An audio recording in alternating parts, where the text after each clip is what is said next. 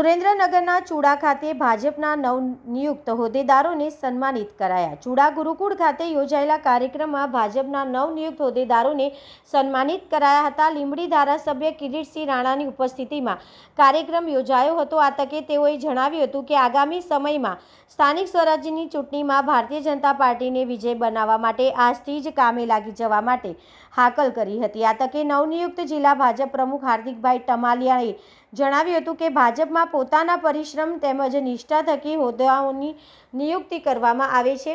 જિલ્લા પંચાયતના ચેરમેન જસુભા સોલંકીએ જણાવ્યું હતું કે આગામી સ્થાનિક સ્વરાજ્યની ચૂંટણીમાં વિજય પ્રાપ્ત કરવા માટે સંગઠનને વધુ મજબૂત બનાવવા ઉપર ભાર મૂક્યો હતો। આ કાર્યક્રમમાં તનકસિંહ રાણા, ઈશ્વરભાઈ માધર, જયદીપસિંહ ઝાલા, ભાવેશભાઈ મકવાણા સહિત મોટી સંખ્યામાં કાર્યકરો તેમજ હોદ્દેદારો ઉપસ્થિત રહ્યા હતા।